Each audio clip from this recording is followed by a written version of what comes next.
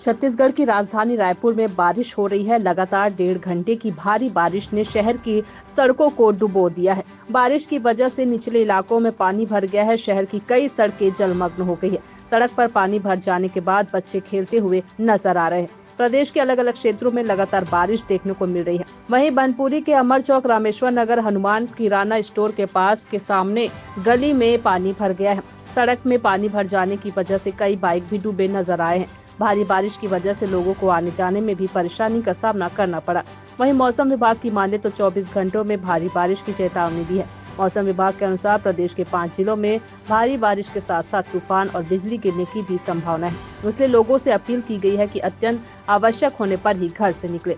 मौसम विभाग के मुताबिक रायपुर, महासमुंद, रायगढ़, जांजगीर चांपा, जशपुर, बलरामपुर, बिलासपुर, कबीरधाम, बेमेतरा, दुर्ग, राजनांदगांव, बालोद, धमतरी, कांकेर, नारायणपुर और बीजापुर जिलों में भी भारी बारिश की संभावना है।